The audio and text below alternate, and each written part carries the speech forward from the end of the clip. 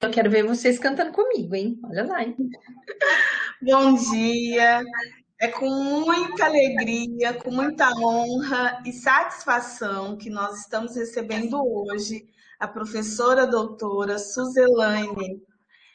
E ela é uma pessoa extremamente especial. Vocês vão conhecer a trajetória dela, profissional, pessoal. E hoje ela vai conversar conosco sobre espaços de atuação da pedagogia, campo, experiência e formação profissional. Seja bem-vinda, professora, e gratidão por ter aceitado o nosso convite. Fica à vontade. Muito obrigada, querida. Foi um prazer poder te reencontrar. Vai ser um prazer, está sendo já um prazer conhecer os seus alunos aí, fazer essa interação entre os meus alunos, né? Eu encho a boca para falar mesmo, meus alunos, minhas alunas, né? Porque vocês passam a fazer parte da família, uma grande família da gente. Mesmo que a gente já tenha terminado, eu mando sempre que eu mando convite para todo mundo. Eu ponho alunos e é sempre alunos. Porque uma vez aluno não deixa de ser, viu, gente? Pode se formar, pode estar aonde for, né? Que a gente continua levando, assim, como filho, faz parte, não solta mais, né? Então, eu fico muito feliz em saber que vocês estão aí também, dando uma forcinha, que tem gente conhecida, e muito prazer para quem está chegando. E aí, eu queria cantar muito prazer para vocês, porque eu vou falar a verdade para vocês aqui, eu não sou da manhã, como eu estava dizendo, eu sou uma coruja, eu sou da noturno mesmo, trabalhei a vida inteira, muito à noite, dou aula de manhã também, mas de manhã eu vou acordando, eu vou pegando no tranco aqui. Então não tem melhor forma de acordar do que cantando, acordando o corpo, né? Mesmo que a gente esteja limitado aqui a um certo espaço de cadeira e tal, mas a gente tem a possibilidade de usar esse corpo. Vocês topam? Vou pegar só uma introdução, tá? Só para a gente soltar um pouquinho. E assim eu quero ver. Eles têm som? Eles têm a possibilidade de som? Ou só o chat? Tem sim, pode abrir a câmera, pode abrir o áudio. Olha só, pode abrir a câmera, gente. Muito bom, eu vou adorar ver vocês. A gente está fazendo uma campanha nacional. Apoie seu professor, abra sua câmera, né? Porque essa coisa do remoto deixa todo mundo nas suas toquinhas. Eu falo que agora com o frio, então, fica todo mundo mais fechadinho, tá? Mas enfim, se vocês puderem abrir, eu vou ficar muito feliz. Se vocês puderem, pelo menos abrir o microfone, cantar junto, eu canto, vocês repetem. Só um pedacinho para a gente acordar, começar bem, tá? Para vocês me ouvirem. A gente tem que despertar o corpo, viu, gente? Despertar os sentidos para o aprendizado, né? Para a gente poder captar melhor as coisas, a gente tem que estar com o cérebro ativo. Nada melhor do que o corpo também estar assim. Muito prazer. Como vai você? Será que eu vou conseguir ouvir? Um, dois, três e muito prazer. Como vai você? Sons de. Muito, pra- Aí, vai, Ana Paula. Confio em você. muito Vamos lá. prazer.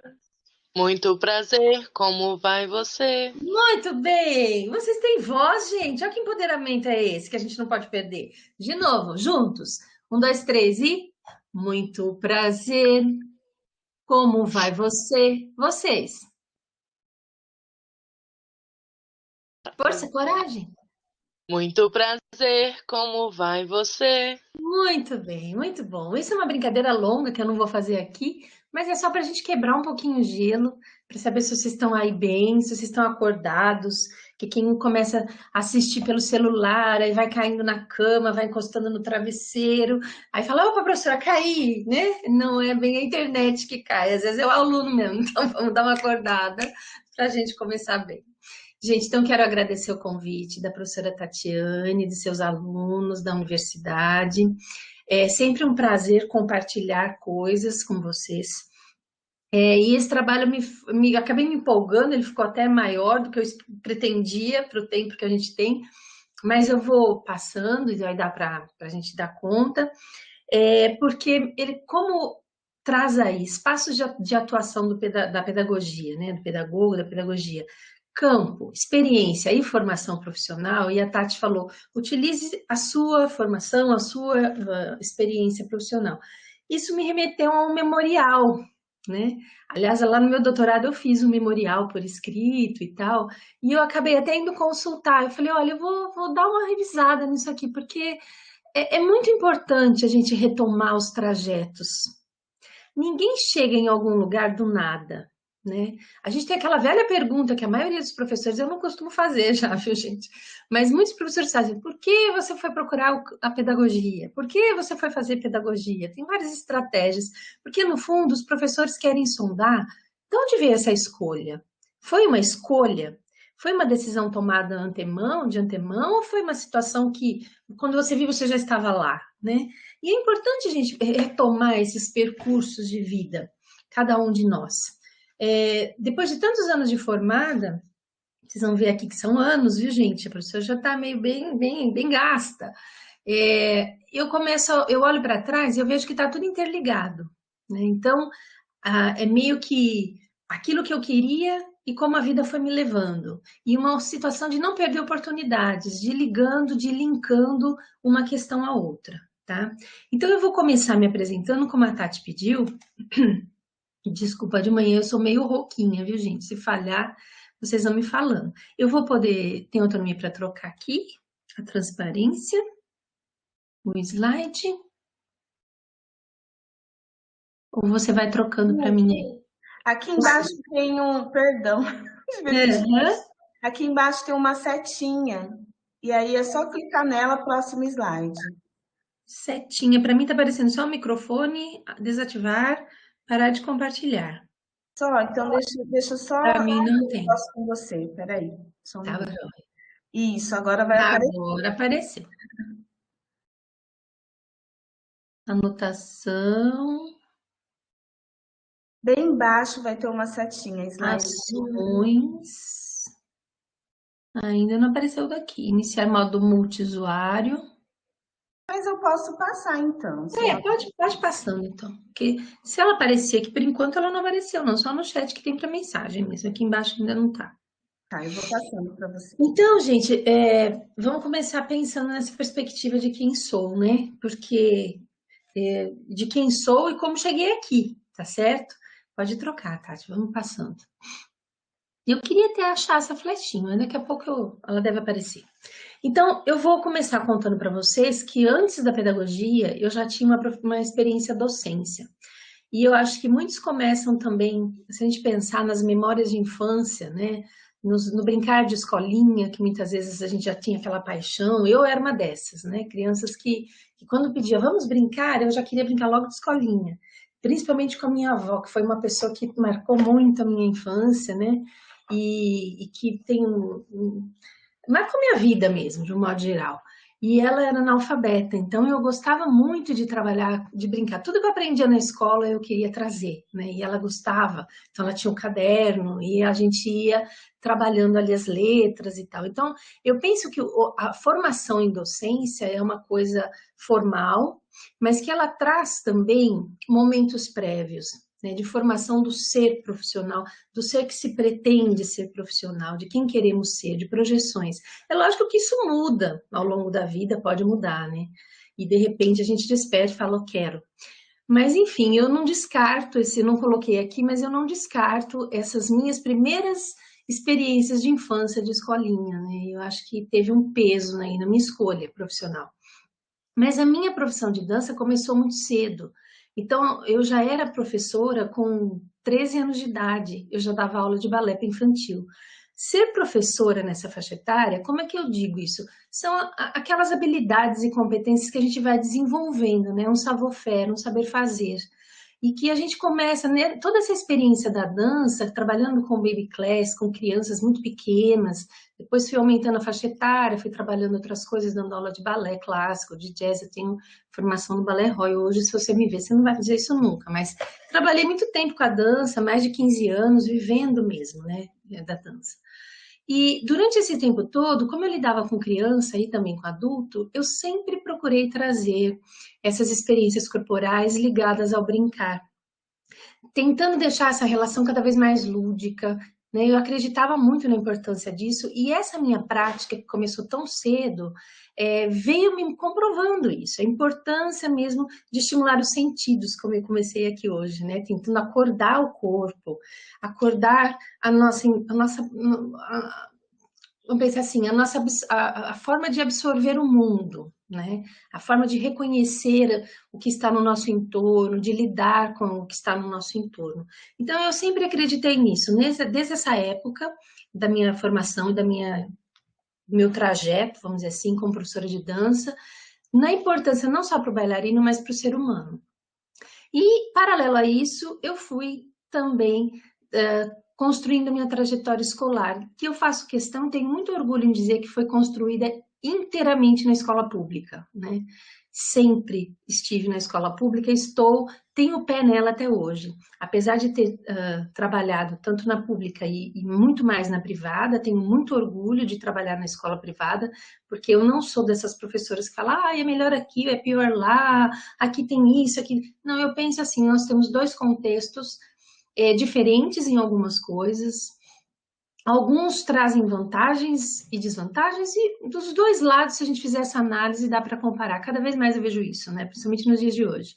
Então, nós temos, eu sempre transitei do público para o privado, do privado para o público, com muita tranquilidade, sempre encontrei gente muito boa, muito interessada, tanto professores quanto alunos, nos dois locais. Então, não tenho essa coisa de, precisa ser no público, ou tenho preconceitos com... Não, pelo contrário, valorizo os dois espaços, desde que as pessoas levem a sério o que fazem. E nós temos pessoas compromissadas e descompromissadas nos dois âmbitos, né? Então, o que nós precisamos é deste compromisso, tá certo? Pode passar, tá? Te faço favor. Então, após esse período todo, eu resolvi que eu queria ser pedagoga. E eu sempre gostei muito, mas eu também não tinha, não posso dizer que foi uma questão só de, eu quero. Eu sempre quis, eu tinha isso já na cabeça, mas eu também gostava muito de psicologia. Talvez se nesse momento eu tivesse um curso de psicologia gratuito na cidade, eu tivesse tentado, porque eu não tinha condições de estudar fora. E eu precisava lidar com a minha realidade. Acho que muitos aqui sabem o que é isso. A gente tem que ter sonhos e algumas coisas são utopia, né, difíceis de ser alcançadas, e outras a gente tem que partir do concreto. Qual é a realidade que eu tenho nesse momento para conseguir chegar onde eu quero, né? E aí foi com muito, muito orgulho que eu me vi aprovada no curso de pedagogia da Unesp, na década de 90, aliás, no 1990 mesmo, né? E foi meu trajeto aí, e desde o primeiro ano eu já tinha em mente, eu acho que isso é uma coisa importante para os alunos que estão, principalmente os alunos que estão começando o curso, e que têm a possibilidade de estar em universidade pública, mesmo nas universidades privadas, muitas vezes a gente tem grupos de estudo, grupos de pesquisa, bolsas, e eu acho que a gente tem que procurar o quanto antes. Não espera passar o tempo e falar, vou conhecer. Não, já vai. Vai conhecendo os professores, vai se inteirando, vai vendo o que você gosta, experimente coisas. A universidade me ofereceu desde o primeiro ano já esse grupo de estudos e pesquisa em História e Filosofia, que era com a professora Vera Valdemari na época, a professora Carlota Boto, que depois vai ser minha orientadora lá no doutorado. Então, eu criei laços ali já no primeiro ano que eu tenho até hoje, né? E com professores e com pessoas profissionais que hoje são colegas, né? Então, algumas bolsas que eu coloquei aqui, só para que vocês percebam que a formação, ela não pode ser simplesmente eu passar por um curso. Ela até pode, mas ela vai ser uma vivência empobrecida. Eu acredito muito nas experiências que a gente constrói no ambiente universitário. E isso, eu repito, nos espaços privados também. Sempre a gente tem a oportunidade de estar se engajando de alguma forma, né, com a instituição, procurando formas de crescimento dentro da própria instituição. No meu caso, eu passei por essas bolsas que estão aqui, eu acho que todo mundo está conseguindo visualizar bem, né, pelo tamanho. Então, aqui, tive a oportunidade de ter bolsa da Fundap da Fundap na época, depois do CNPq, estágio que eu gostaria de comentar, porque... Por que isso é importante? Mas eu estou lá na graduação e eu já estou mostrando para vocês diferentes campos de atuação do pedagogo. Olha, eu tive uma bolsa que foi num grupo de História e Geografia, em que eu fui estudar, História e Filosofia, em que eu fui estudar Comênios, a didática magna, né, que ele traz um material riquíssimo de como a gente pode trabalhar tátil, de uma forma tátil. E eu fui trabalhar com a matemática, que eu senti o problema, bloqueio, falei, não, vamos arrancar o band-aid. E aí eu já quebrei um preconceito que eu tinha com a matemática no primeiro ano. Aí, nesse projeto da Fundap, em que eu pude atuar junto ao processo de estudo imaginário infantil, um projeto que foi grande, envolveu vários profissionais, e eu pude perceber ali o quanto a criança tem a dizer e o quanto também a gente pode usar de recursos. Então, a gente foi estudar literatura, Casagrande Senzala, a gente foi trabalhar com esse material para ver o que estava escondido nas entrelinhas. Depois do projeto de iniciação científica, avaliação psicopedagógica, fui parar lá com a professora Cristina Stefanini, fui parar lá, na época era o SEMP, né? Agora é o SEMP, na verdade, na época era CEAL ainda, Centro de Atendimento. Então, atendendo crianças, foi ali que nasceu a minha vontade também da psicopedagogia, por isso que da graduação fui parar na psicopedagogia. E a oportunidade de situação de estágio, e fui trabalhar em empresa. Eu falei, vamos ver qual é essa praia, né? Vamos conhecer. E ali, gente, eu tive uma meta muito boa, porque eu tive a oportunidade de continuar, mesmo depois de formado, oferecendo cursos de formação.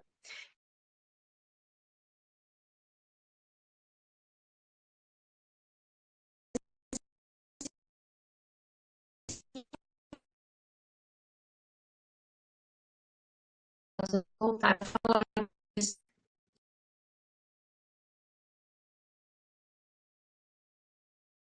Suzy, eu acho que o seu áudio não está funcionando.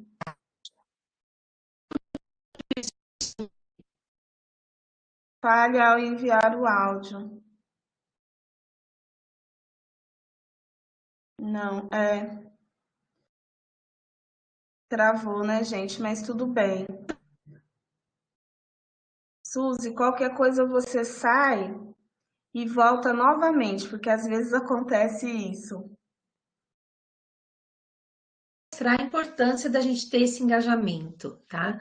É isso que eu queria mostrar para vocês, que essas experiências foram sendo diferentes.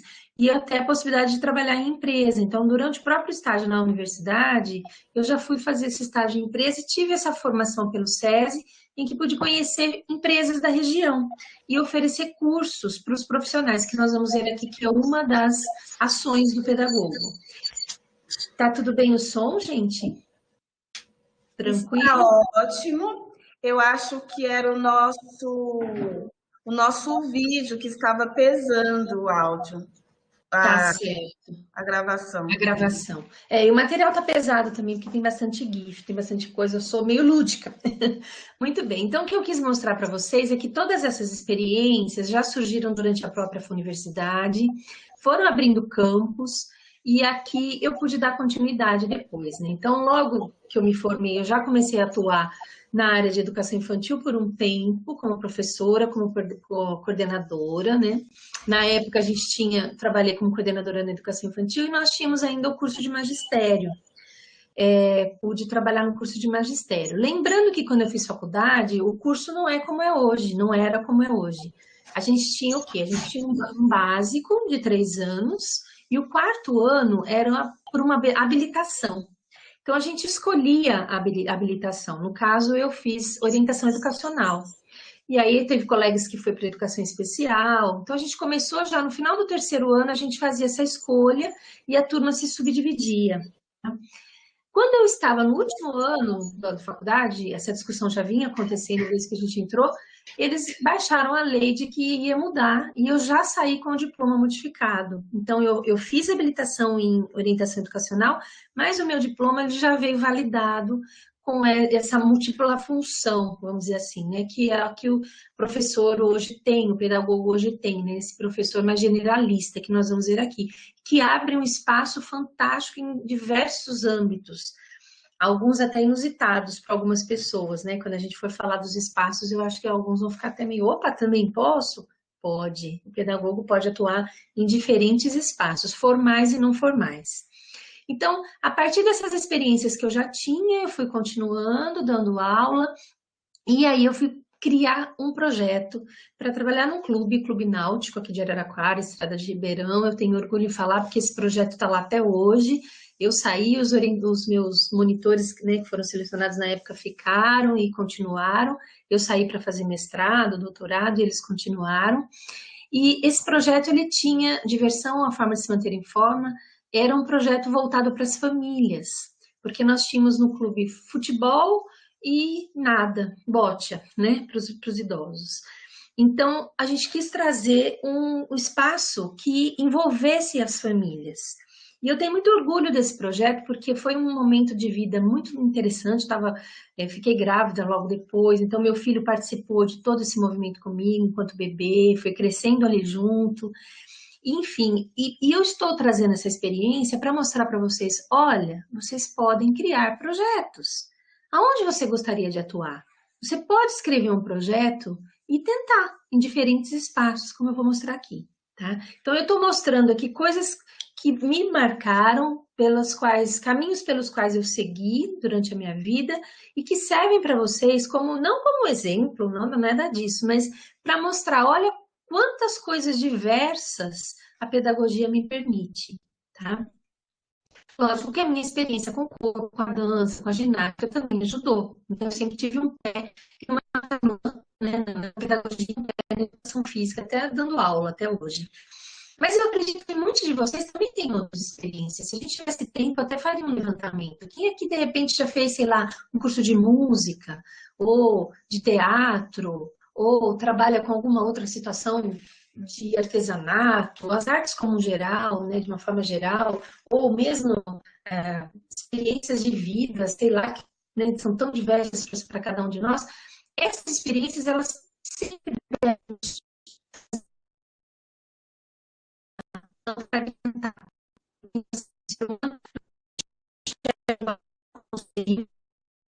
na sua plenitude, nos âmbitos psicocognitivo, os aspectos físicos, psicológicos.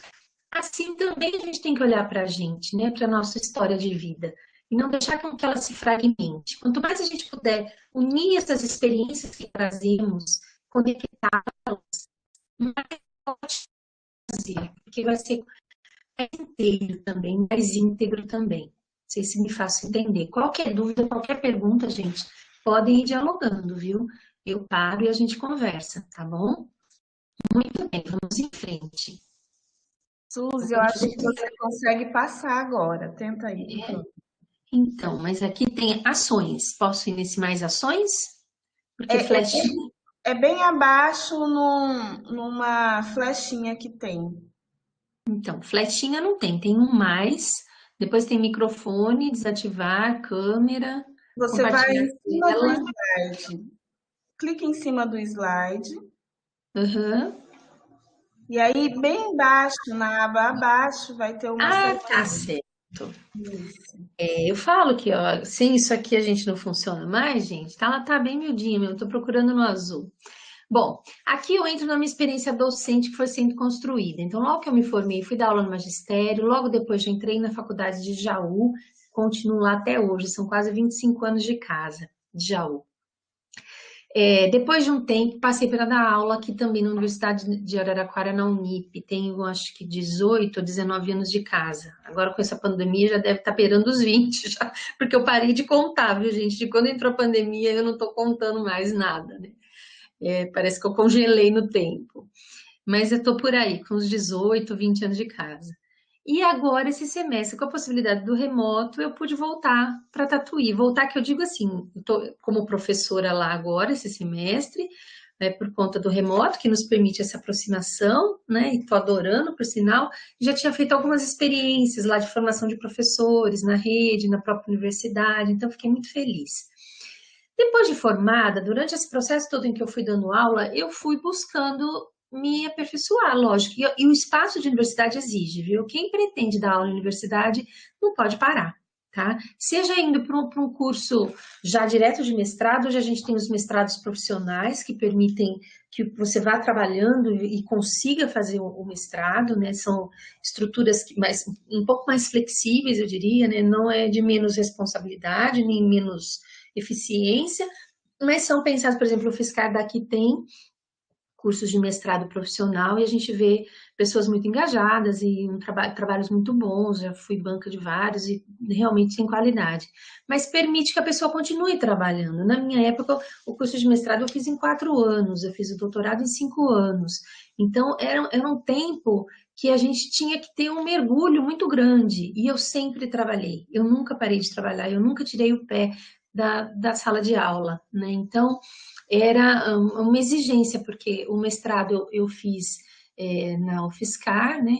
E nesse período, olha o que eu falo de aproveitar a oportunidade, né? Eu estava lá, eu tinha que estar lá, eu tinha que estar disponível, e as coisas foram acontecendo. Então, eu aproveitei para fazer o curso, que eles têm curso de graduação, ou, na verdade, desculpa, um curso de formação para tutoria, que na época a educação à distância estava com essa possibilidade, depois há pouco tempo eles fecharam a formação, né?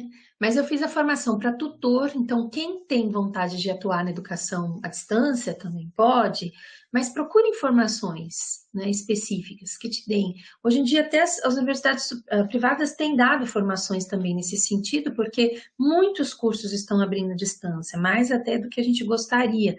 Porque a educação à distância, ela surge por uma necessidade, como o próprio nome diz, de distância, né? Eu queria fazer tal curso, mas eu não tenho a possibilidade. Então, ela nasce por uma situação de distanciamento físico e hoje ela virou por outras questões para quem trabalha, né? Com remoto agora a gente tende a ter um aumento maior ainda, né? Nós estamos vendo isso mesmo. E isso até um pouco, agora fazendo uma crítica, me deixa um pouco preocupada, porque eu tenho muito medo de cursos muito aligerados, de cursos que não deem esse link que eu estou falando da pessoa com a sua profissão, né, que vai sendo construído. Então, é preciso tomar muito cuidado, ter muito cuidado tanto na hora de escolher o curso à distância, quanto também quem trabalha ter esse comprometimento em oferecer o melhor possível, né. E na época eu fiz essa formação em tutora na UFSCar, e depois de um tempo de professora, eles ofereceram também uma formação para professora, e aí prestei um concurso. Então eu atuei lá na UFSCar por 2 concursos. Um concurso que foi de professora temporária, porque eu não parei de trabalhar em Jaú, já estava na Unip e continuei na UFSCar, e depois o de concurso para professora da educação à distância. Então fui atuando nos 2 campos e fiquei lá por uns quase 4 anos, trabalhando tanto 3 anos e meio no presencial e mais um tempo ainda, mais um semestre depois na educação à distância, né?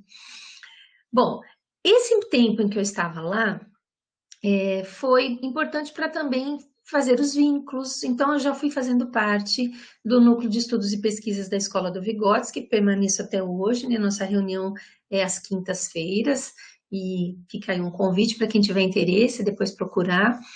E como eu voltei para Araraquara, fiz o doutorado aqui na Unesp, com a professora Carlota. Na época eu peguei bem a transição do ensino fundamental da educação infantil para o ensino fundamental de 9 anos, né? As crianças mais cedo indo para o fundamental. Foi bem no ano mesmo, então eu tive assim muita coisa, muitos dados, como um trabalho enorme que eu acabei tendo oportunidade de trabalhar na educação infantil e no ensino fundamental. E isso foi também se somando aí, e eu percebi a necessidade de continuar sempre estudando. Então, eu não parei, por uma questão de necessidade minha, né? Então, a especialização, o mestrado, o doutorado, e aí eu fui para o pós-doutorado, também lá na UFSCar, eu já continuava no NEEV, estava dando aula lá na UFSCar, e falei, terminei o período de aula, falei, agora eu quero fazer um pós-doc. Então, meu pós-doc eu fiz pela UFSCar, eu fiz uma parte na própria universidade, que a gente tem um processo chamado ACIEP, que os professores podem se cadastrar, viu, gente? Pessoas de fora podem fazer. São cursos que são oferecidos de formação para a comunidade. E eu ofereci a ACIEP como forma de coleta de dados na época, E uma outra parte da minha coleta foi feita em Cuba, porque eu queria analisar a questão da... Eu trabalhei com a questão da capacidade criadora do educador, criatividade, né? Como é que se constrói segundo a teoria histórico-cultural, né? Eu sou vigotskiana e aí eu resolvi ir para Cuba porque lá a gente tem uma proximidade, nós tivemos geograficamente, né? Mais acesso ao que vinha de Vygotsky por conta da Rússia, né? Da proximidade, de muitas pessoas que estudam em Cuba irem para a Rússia, voltarem, então materiais mais fiéis. Aqui no Brasil a gente tem muito problema de tradução dos materiais da teoria histórico-cultural, então, enfim, tive essa oportunidade de fazer esse trabalho e de ficar um tempo fazendo essa coleta de dados em Cuba com a professora Olga Franco, que era do Brincar, e uma professora que é específica de desenvolvimento humano dentro da Universidade de Havana. E aí, em meio a tudo isso, a gente está continuando. Essas coisas não pararam, viu, gente? Tudo isso que eu estou falando aqui de trabalhos de grupos, isso continua até hoje, porque eu não consigo sair. O coração não deixa, vai só somando, né? E aí eu tenho aqui um grupo que é muito querido, uma parceria muito grande aqui com o pessoal da Fundação Araporã, que é o grupo voltado para a temática, os estudos nas relações étnico-raciais na temática indígena. Como é que eu fui parar nisso? Bom, eu trabalhava com brincar e eu trabalhava com a dança. Veja que as coisas vão se somando, né? No mestrado, eu investiguei o brincar, os jogos com movimento, brincadeiras cantadas. No doutorado, eu trabalhei essa transição do ensino fundamental e eu também fiz como instrumento de coleta a brincadeira. Vamos brincar de escolinha, vamos representar nosso CR, né, Centro de Recreação. Então, brincar sempre esteve ali comigo, brincar e o corpo. Desde aquele processo lá da infância com a minha avó, pela dança, e eu sempre carreguei isso comigo. E aí eu desemboquei na temática indígena que me cativou, que me conquistou, e eu entrei por aí, investigando as brincadeiras indígenas, investigando as artes, né, como eu gosto muito. Então, a questão da dança, a questão da pintura corporal, os grafismos, e aí a gente vem nessa batalha, já tem também uns 10 anos, pelo menos, que estamos juntos, aí acho que até mais já. Tivemos a primeira feira indígena aqui de Araraquara antes da pandemia, era para a gente repetir, veio a pandemia, enfim, estamos travados por conta disso, mas trabalhando com pesquisas e grupos de estudo na área, tá? Depois, se vocês quiserem fazer perguntas específicas, eu estou correndo um pouquinho nisso para depois dar tempo de vocês falarem também. Então, essa sou eu, né? Assim, essa somatória, eu diria que esse mosaico. E faltou dizer, não sei se dá para ver aí, que agora eu sou uma artesã, né? Porque são essas pedrinhas minúsculas que eu vou construindo aqui as minhas telas e eu descobri que eu sou esse mosaico, né? Eu penso hoje que essa construção foi sendo feita ao longo da vida mesmo, e aí resultou até nas minhas pedrarias, né? Que é uma forma de me representar também. Tudo bem até aqui, neste primeiro momento, eu estou finalizando o primeiro momento, e a gente vai passar a falar da pedagogia. Tranquilo? Tudo certo? Vocês estão me ouvindo bem? Parou de falhar? Tudo ótimo, Suzy. Era realmente o peso do nosso vídeo. Ok. Que bom. Então, agora nós vamos falar de pedagogia, tá? Eu acredito aqui, pelo que eu estou batendo os olhos, que tem gente que nem todo mundo é da pedagogia, mas a maioria sim, tá?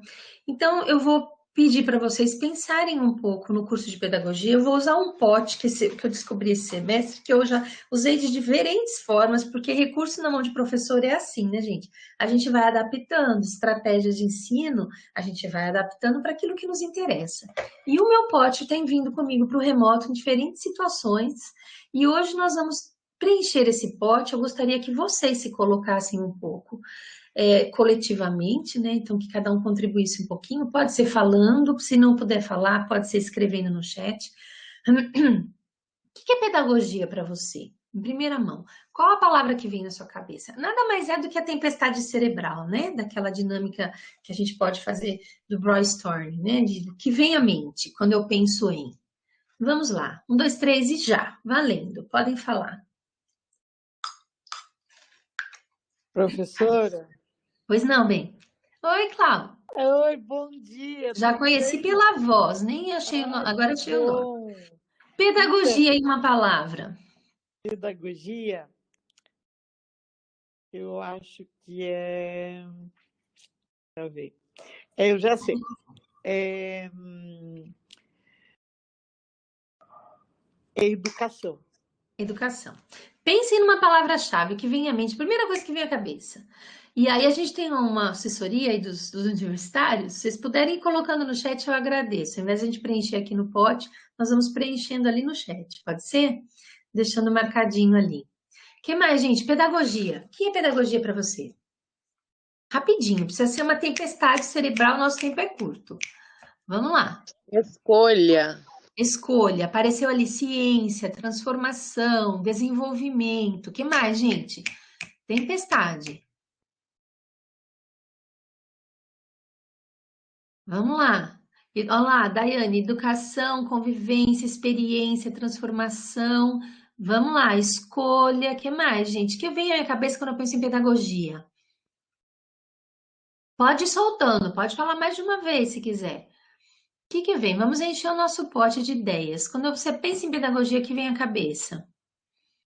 Tem gente que não falou nada até agora. Vamos lá, gente. Solta aí. É professora didática para ensinar. Didática, para poder trabalhar, para poder ensinar. Que mais, gente? Quem não puder falar, escreva. Vamos lá, gente. É uma tempestade, um vendaval. Consciência, vivência, aprender, entender o outro. Muito bem. Que mais, gente? Vamos saindo do óbvio agora, vamos buscar. Quando você foi fazer pedagogia, o que te chamou mais atenção? Por que você foi? Né? Que consciência você tinha sobre... Que pré-consciência, como diria Vygotsky, né? Um preconceito que a gente tem. Preconceito no sentido de um conceito que ainda não foi construído totalmente, tá? Não é de preconceito de estar com, enfim, como é que eu diria o sinônimo de preconceito aí? Ajuda aí, Tati. E ter o pé atrás, ou ter limitações, ou me negar, né? Ou não respeitar, tá? Mas ideias de um conhecimento que ainda não foi construído, assim que Vygotsky vê esse preconceito, um conceito ainda não construído, tá? Compreensão, muito bem, Kleber. Expansão de conhecimento, diversidade, muito bom, João. Esperança, olha, esperança, muito bem. Muito bom. Se ficássemos aqui, nosso pote ia transbordar, tá? Porque pedagogia é tudo isso e muito mais. Aí você colocou amor, tem que ter amor também. E é o que eu chamo de comprometimento. Eu não sou muito da pedagogia do amor, não, sabe, gente? Eu sou da pedagogia da luta mesmo. Eu sou da pedagogia da consciência. E o amor vem como uma consequência, porque se a gente, eu tenho algumas críticas a isso, né, nessa situação de a gente achar que, então faz com amor e tá bom. Então o amor faz parte sim, Raiz, ele faz sim, ele vai entrar, mas ele vai entrar como uma consequência desse comprometimento e dessa busca de formação contínua e desse querer dar o melhor para os meus alunos, de buscar sempre crescer enquanto profissional. Isso é o amor. A gente não pode ficar naquela... Porque o que é o oposto disso? Que eu falo, né? A pedagogia do amor que me assusta. É quando eu falo, eu faço por amor, eu gosto de criança, ponto. Como se isso fosse suficiente para ser um bom profissional. Ele é um elemento importante, mas ele não é o único. Entendem o que eu quero dizer? Ou seja, precisamos ter, sim, formação contínua. Precisamos, sim, continuar estudando, estar engajados, estar comprometidos com a realidade, inclusive com a realidade social, como nós vamos ver, tá bom? Vamos seguir então. Muito bem, deu uma aquecidinha, só para ver se vocês estão aí me acompanhando. Então, o que é pedagogia? Fizemos um conhecimento de terreno, né? Conceitos aí que vocês foram trazendo, ideias. Vamos trazer, tem inúmeras definições.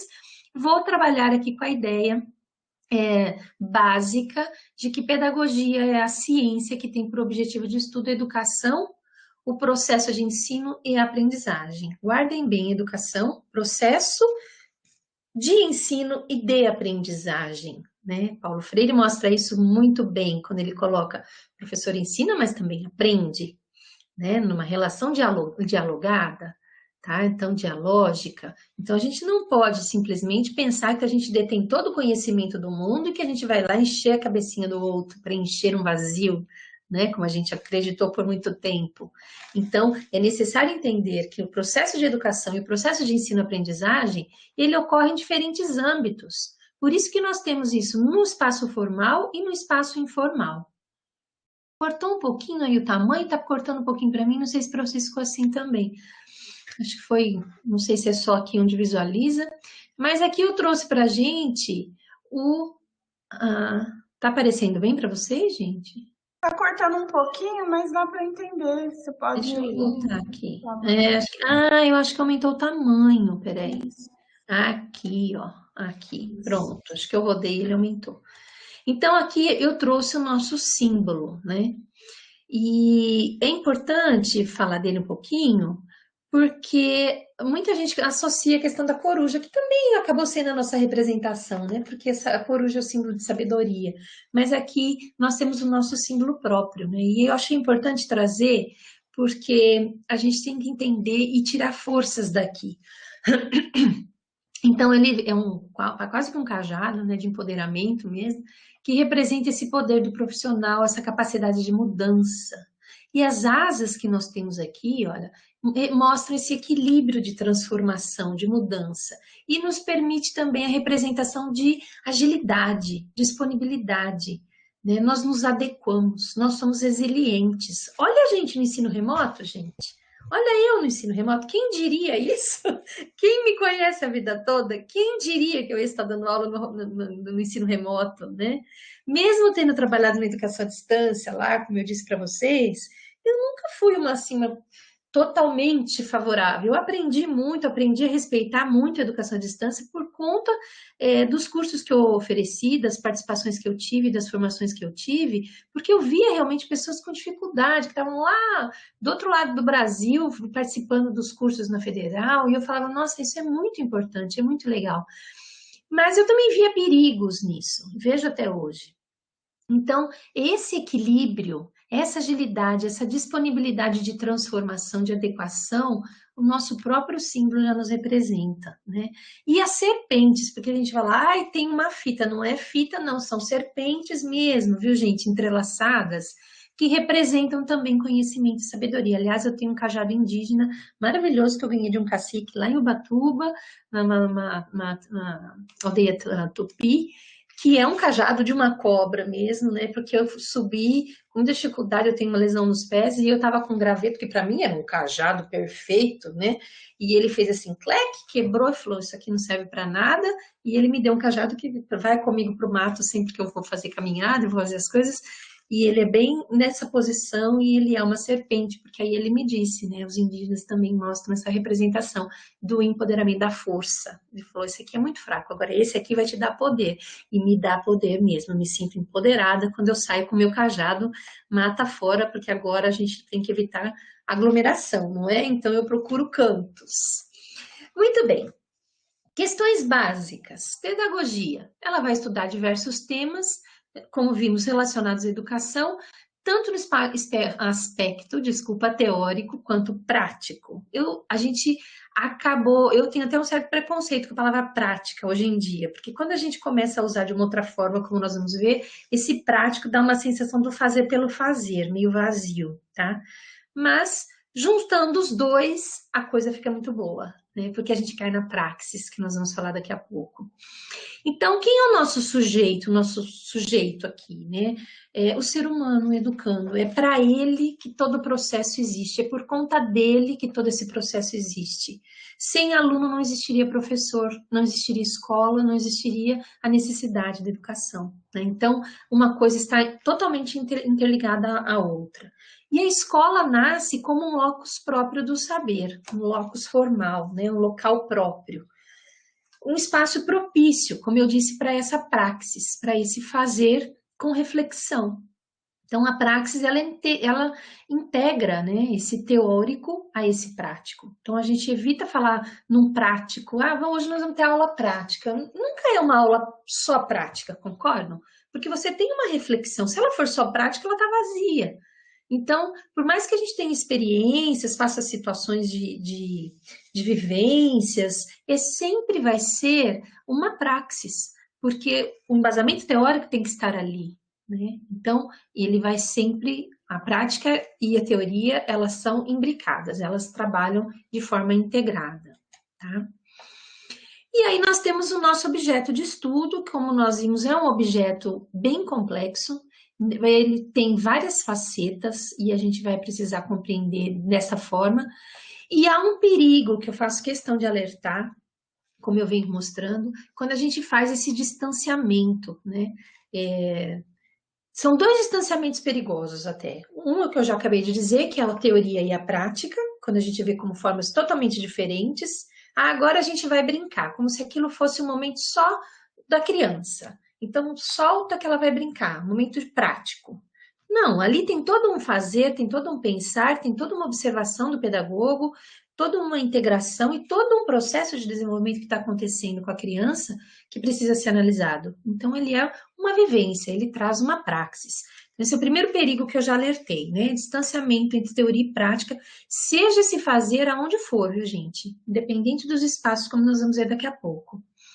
Um outro perigo que existe é esquecermos que, epistemologicamente, a pedagogia, ou seja, a sua origem, né, o nascimento da sua teoria, tem aqui como base a articulação de um projeto de sociedade. O nosso fazer não pode ser desvinculado de questões políticas.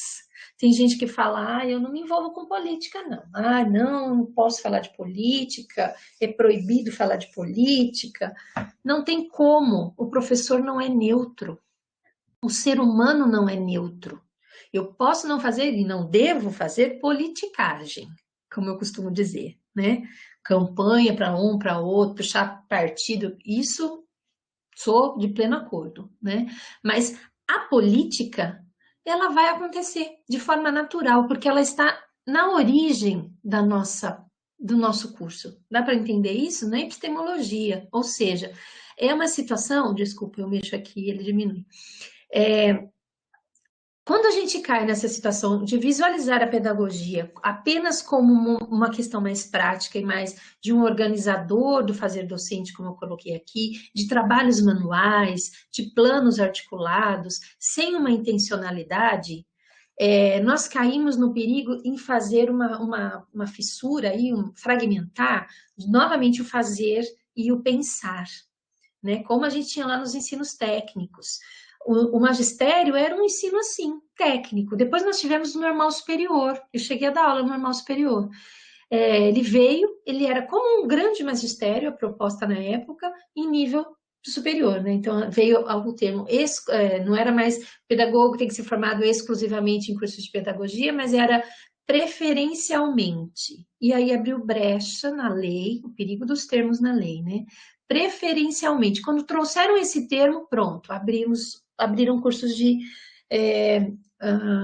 como se fosse um grande ensino médio superior, magistério superior. Não durou muito, né? Acho que tive uma turma, já não abriu mais. Caiu na lei. Por quê? Porque a pedagogia dá conta de tudo isso. A gente não tem que fragmentar. Foi voltar para o passado quando a gente fez isso. Foi retrocesso. Foi a gente fragmentar a teoria e prática e pensar. E isso é um perigo, porque normalmente quem tem o poder do pensar tem salário mais alto, viu, gente? Atenção a isso também, tá? Quem é aquele de chão lá de fábrica normalmente não tem o valor merecido. Quando isso acontece dentro da educação, a gente tem essa discrepância que chega a ser salarial, né? Em quem pensa a educação, em quem faz a educação. Fica poético, se a gente olhar, né? Mas não é nada poético na realidade. É uma forma mesmo de trazer situações de minoria dentro da profissão. É a mesma coisa que você falar, o berçarista trabalha só com bebê. Por que ele precisa ganhar o mesmo que um professor? Percebem? Essa discrepância não deveria existir, porque a formação é a mesma. O pedagogo é esse ser íntegro, que pode atuar em todos os espaços, como nós vamos ver daqui a pouco. Tá? Então, atenção a isso. O nosso curso traz como essência a articulação de um projeto de sociedade, pensando na polis, né? Numa situação de bem comum. O que é melhor para a maioria? Quem é esse ser crítico que eu vou formar? E é um ser crítico e transformador de realidades. Eu estou tentando diminuir aqui, mas ele cortou um pouquinho. Então, a gente chega aqui nessa questão da pedagogia, de uma proposta pedagógica que vai trazer a possibilidade de ensinar os alunos a pensar criticamente, né? O que é isso? Como é que eu faço o outro? Eu falo, não é ser cri-cri, viu, gente? Porque tem muita gente que é cri-cri, né? Não é o pensamento crítico, é aquele a discorda de tudo, não concorda com nada, mas também não dá solução para nada. Tá bom, não tá bom? Então, como a gente vai fazer para melhorar, né? Qual a sua função? Qual a sua parcela de responsabilidade nisso? O que você vai fazer para mudar esse cenário? Como nós juntos podemos mudar o cenário? Né? Então, esse é um pensar crítico. É achismo. Alguém falou lá, é isso mesmo, não é crítica, é achismo. É isso mesmo. Quando a gente cai nessa situação do cri-cri, é o achismo. Né? E a gente tem que dar as mãos e tentar mudar isso, trazendo o pensamento crítico que é construído desde a primeira infância. Olha só, gente, eu não estou falando de adultos, eu estou falando de formação desde a primeira infância. Quando eu permito que a criança faça escolhas, quando eu permito que ela tenha voz, né? Como o Paulo Infante, sem voz, por conta da quantidade de dentes, você já deve ter visto isso na graduação, né? Não se sabia, achava a criança antes dos 7 anos não tinha formação dentária, então não tinha voz porque falava complicadinho, né? Então a gente tem esse infante, sem voz, né? Sem possibilidade de falar.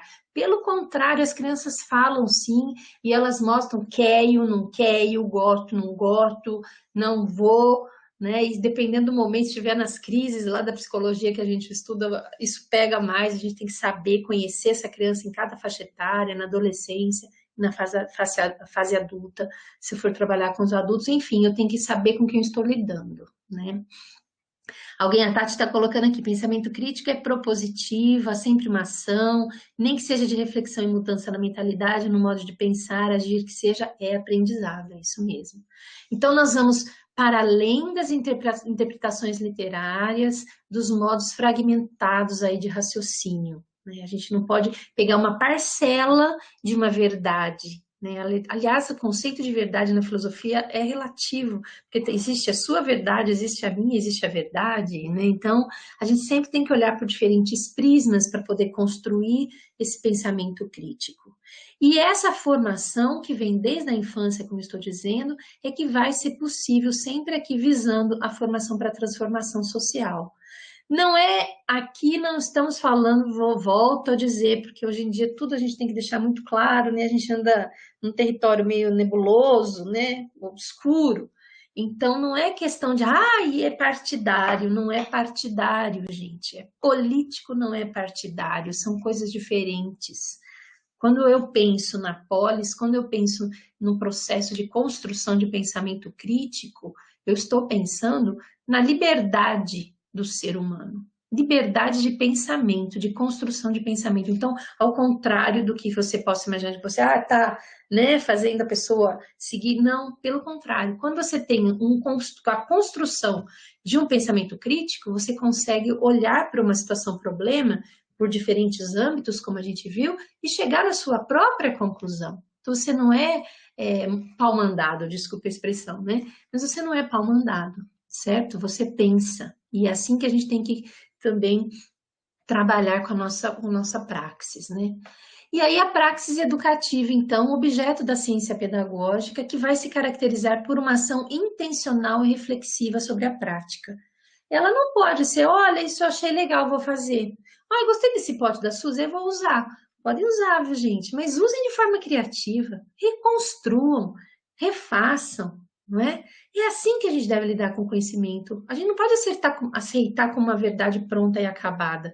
Mas a partir de todo o meu referencial, de tudo isso que eu leio, que eu estudo, que os professores me trazem, que relações eu faço entre as disciplinas, né? Como eu vou construindo esse meu saber? E aí, quando eu for atuar, ou quando para quem já está atuando, essa atuação, ela traz essa praxis educativa, ela permite isso no seu contexto, diariamente, porque é um processo diário, né? É o antes, é o durante e o depois. A cada aula, a cada trabalho que a gente prepara, existe sempre o antes, o durante e o depois. Muitas vezes eu vejo os profissionais muito preocupados com o antes, o planejamento. É muito importante, mas o depois, quando a gente para ver os feedbacks, como é que foi com essa turma, como é que foi com a outra, como é que foi essa experiência, como é que foi a outra, isso também é um momento muito importante. Este é o momento que me faz crescer também. Então, nos 3 momentos, no momento em que eu estou planejando uma ação, uma prática educativa, uma praxis, né, educativa, enquanto eu estou desenvolvendo essa praxis ali, eu também estou aprendendo, ensinando, como nós vimos, a educação, né, existe ali o processo educativo, e quando ele, na finalização, a gente fala nas socializações, nos fechamentos das atividades, nos feedbacks que você tem ali dos profissionais ou dos alunos, ali é momento de reflexão do profissional. Então, é um momento de repensar a prática, o que funcionou, a praxis, né? Que é essa intencionalidade, essa reflexão na ação. Então, o que funcionou, o que não funcionou, como eu posso melhorar? Então, evitem separar, né? O fazer na educação, fazer no campo da pedagogia, do pensar. Eu diria, eu brinquei, né? Inclusive, isso dá dinheiro, costuma dar dinheiro. Por quê? Porque quando a gente afasta o fazer do pensar, a gente dá um poder para essas pessoas que estão aqui e retira o poder de quem está aqui no campo do fazer, se ele fosse separado, coisa que eu nem consigo visualizar mais, né? Quando a gente pensa na praxis, esses 2 campos eles estão interligados. Tá certo? Então, não é aquela coisa, e nós temos ainda, né? Ah, o pessoal que elabora material didático, que elabora apostila, que elabora, e o outro vai. Pensar na apostila, para mim, é um exemplo, desculpem, tá? Mas para mim é um exemplo que funciona muito. Quem elabora o material, e isso acontece também na educação à distância, é um perigo para quem for trabalhar. Eu estive dos 2 lados, o tutor, que está aqui, e o professor que é o que elabora o material didático, é o que disponibiliza no sistema, e aí o tutor faz a mediação, ele está no campo do fazer. Esse é o perigo que eu falei da educação à distância, quando a gente cai nessa segregação. Necessariamente precisa ser assim? Não. Se a gente tiver um curso bem feito, uma formação e uma pessoa que entende o que está fazendo, a gente não vai ter essa segregação de quem faz, de quem está na linha de frente, por exemplo, que atende o aluno, que responde o aluno, né? Na educação à distância é bem assim. E o professor que está lá atrás, que elaborou, que pensou, que colocou disponível e que fica meio ali na surdina quando é necessário. Esse é um modelo que a gente precisa repensar, tanto no presencial, quanto no remoto, quanto na educação à distância. Sempre lembrando que educação remota não é educação à distância, hein, gente? São coisas distintas, né? Então, trazer o máximo possível essa intersecção aqui para esse espaço da praxis. Tá claro isso para todo mundo, gente? Tá fazendo sentido? Tudo bem? Vão dando. Vocês têm reações aqui ou não? Não tem reação de joinha, de beijinho? Não tem nada disso? Tem os Zoom, o Teams tem, né? É uma forma de saber que vocês estão acordados. Mas vocês vão dando. E olha lá, tem joinha, olha lá, Mariana, fazendo joinha. Muito bom. Bom, então as práticas educativas, elas vão se tornando práticas pedagógicas. Olha que coisa interessante.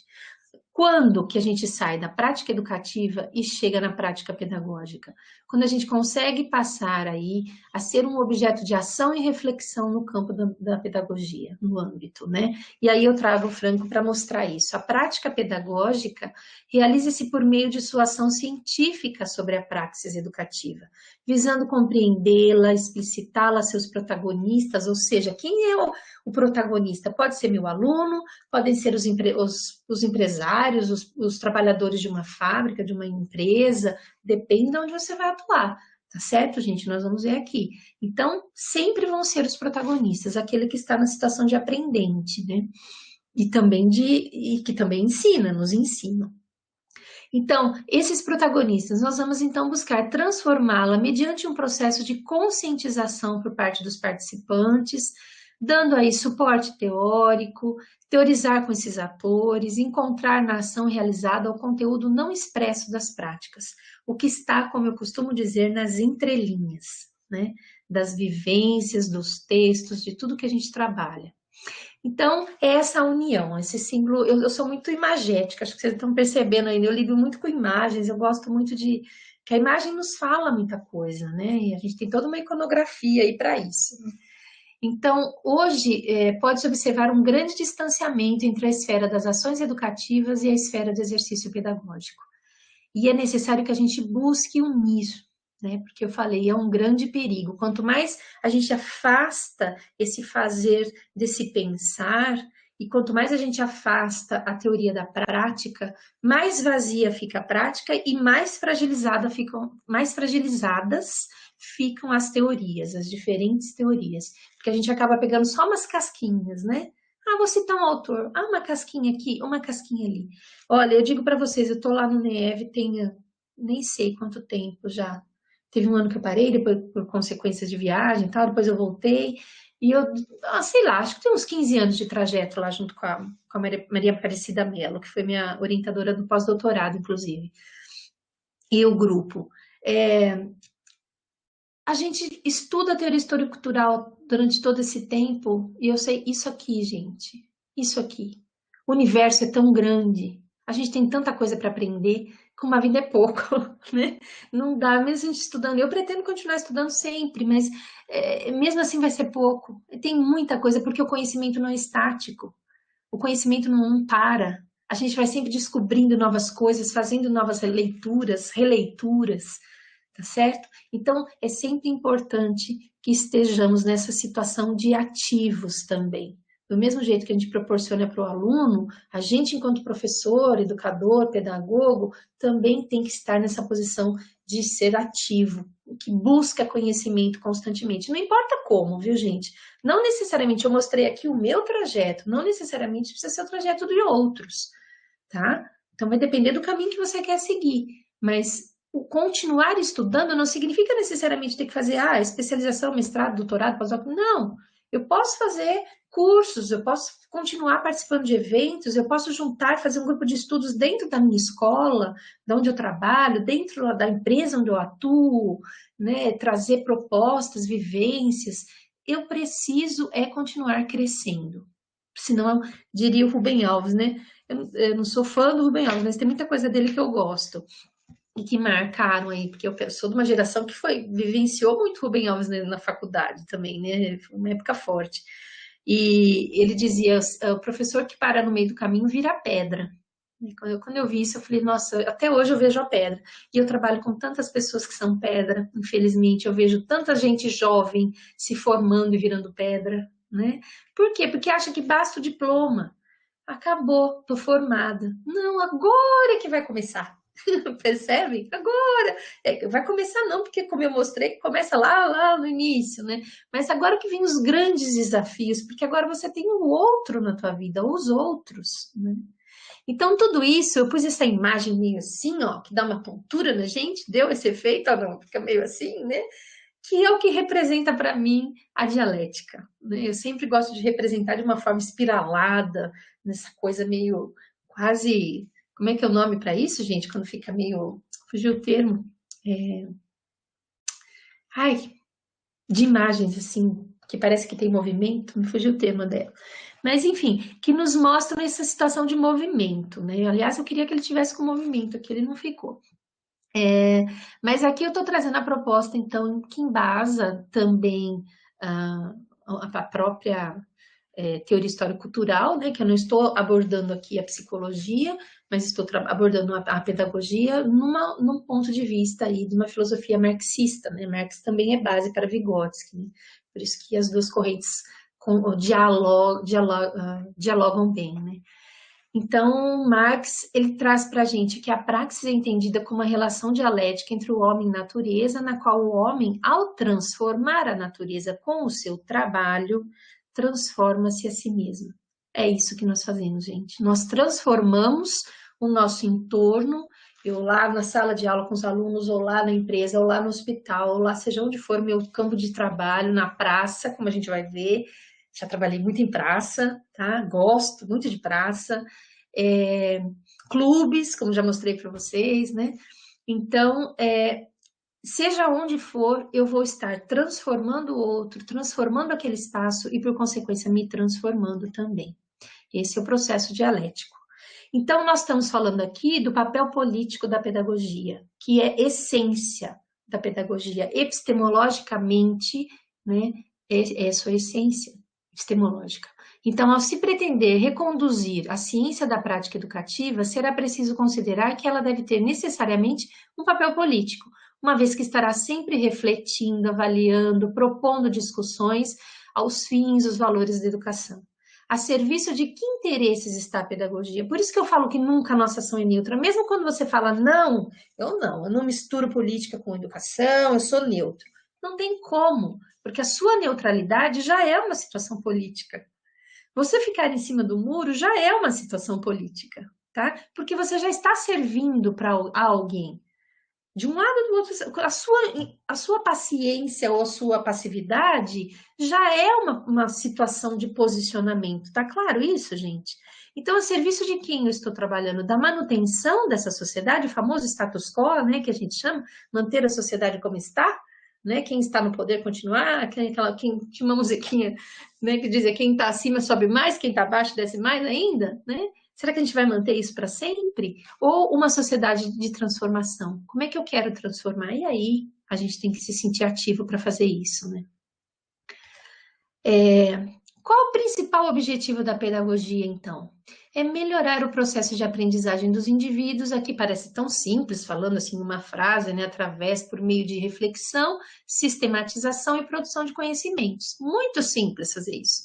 Muito simples fazer o outro refletir. É simples, gente. É fácil, porque reflexão implica em consciência. É fácil conscientizar os outros. Eu sempre, quando eu oriento TCCs, oriento trabalhos e tal, eu costumo falar, cuidado com o verbo, cuidado com a ação pretendida lá no seu objetivo.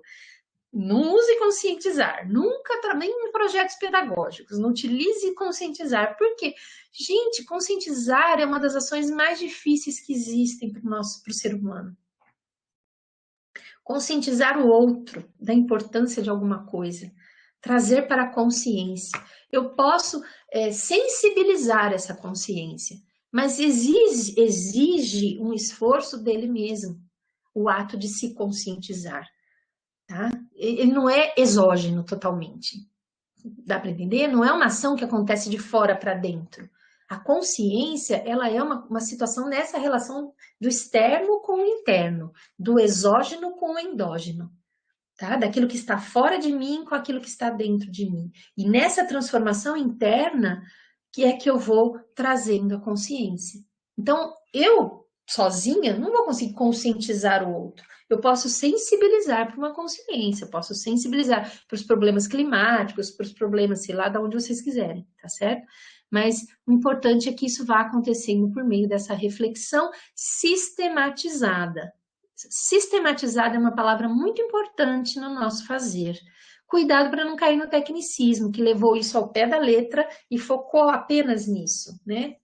Tudo muito controlado, sistematizado, né? Muito resultado, produção, mas a gente precisa chegar numa forma de consciência social. Então, está conectado com aspectos da sociedade e também com as normas educativas aí que estão no país proposto para todos. Lógico que eu estou falando, sim, a partir de Paulo Freire também.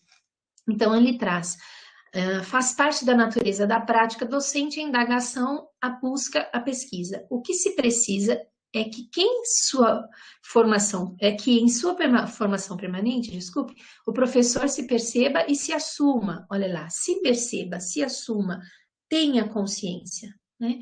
Porque, por que é professor? Por que professor? Por que pesquisador? Então, é quase que fazer esse processo de memorial que eu fiz com vocês, né? Refazer seu trajeto, de onde você partiu, de onde você veio, quem são suas bases, quais foram suas bases e aonde você está chegando durante esse trajeto. Agora a gente vai falar das áreas, como é que está meu tempo? Vai me sinalizando. Agora aqui é mais tranquilo, mas eu espero que vocês vão falar, apresentar, e aí eu espero perguntas também, tá? Agora a gente vai entrar nessa situação de espaços e atuações, principais áreas, porque a gente poderia até trazer outras aqui. Primeiramente, lembrando que nós temos o espaço formal, que seria o espaço escolar, e... aqui ficou errado, gente, desculpa, era no espaço escolar e no espaço não escolar, faltou a palavra espaço aqui, ó, desculpe. E no espaço não escolar, tá? Então, no espaço escolar, vamos começar falando da docência primeiro.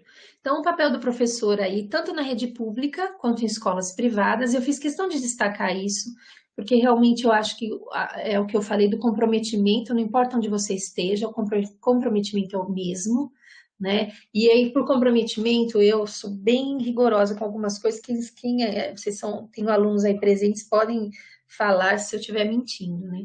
Eu sou muito comprometida no sentido de horários, datas, combinados, com flexibilidades. A gente vai dialogando, vai acertando, mas é diferente de você falar laissez-faire, faça o que quiser, né? Principalmente agora no remoto. A gente tem que ter um comprometimento, então, por parte do aluno e por parte do professor também, porque senão vira um faz de conta, né? Tem um livro que é se você finge que ensina, eu finge que aprendo, né? Se a gente cai nisso, pronto, jogamos a nossa formação fora, né?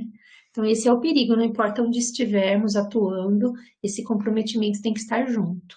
Então, escolas públicas, privadas, rurais, urbanas, modalidades presenciais, EAD, atuando desde a educação infantil até o 5º ano.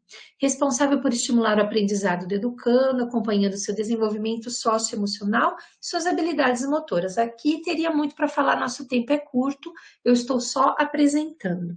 Mas sempre lembrando que a gente trabalha dentro de uma diversidade muito grande e que essa diversidade toda tem que ser repensada e trazida para o campo escolar, né? Daria uma outra fala aqui.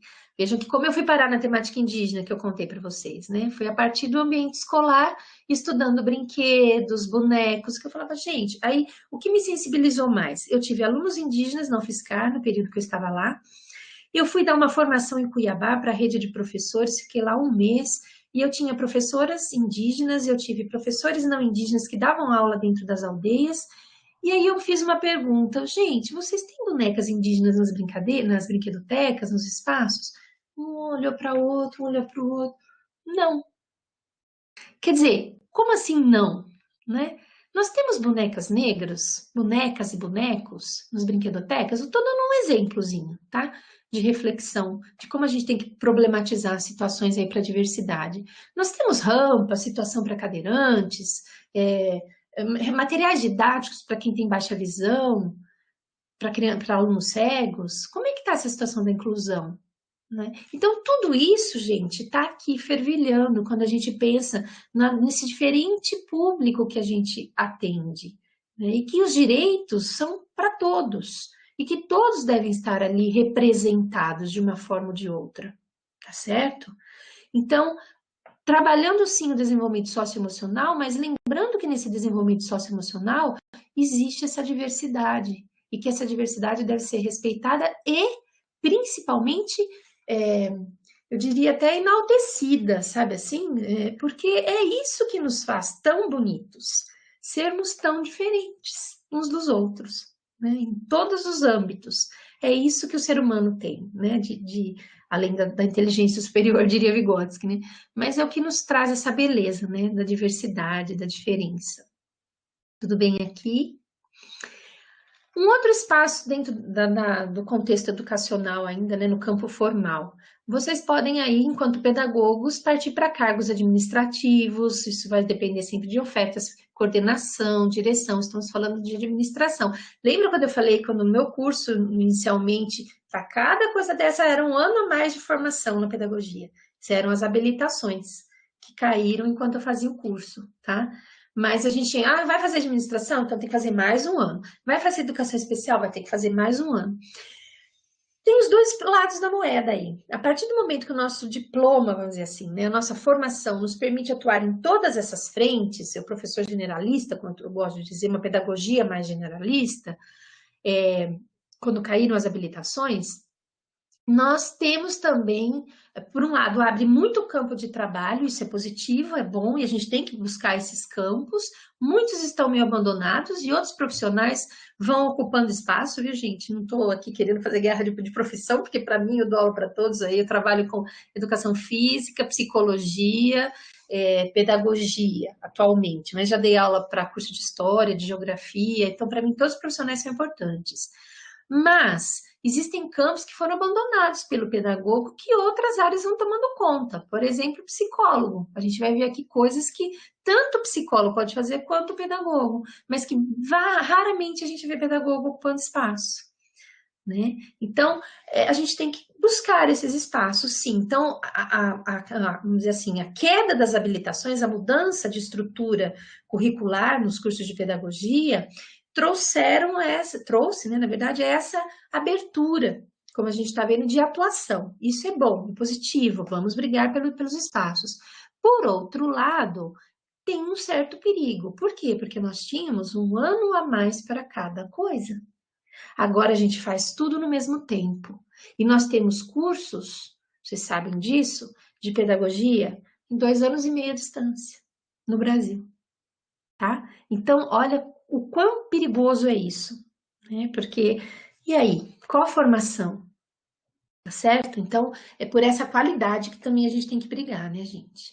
Então, aqui está um outro caminho, certo? Cargos na administração pública, muitas vezes vão exigir esse título de pedagogo, e normalmente está ligado à secretaria, aos concursos, né, que a gente fala, concursos municipais, estaduais, aí. São atividades que vão demandar conhecimento sobre o funcionamento escolar, muita habilidade para lidar com pessoas. Eu estou procurando por aqui embaixo sempre um certo perfil, vamos dizer assim, né? Que esse campo exigiria, linhas bem gerais. A produção de conteúdo, aqui eu quero que vocês atentem, porque eu estou falando do espaço escolar, formal, tá?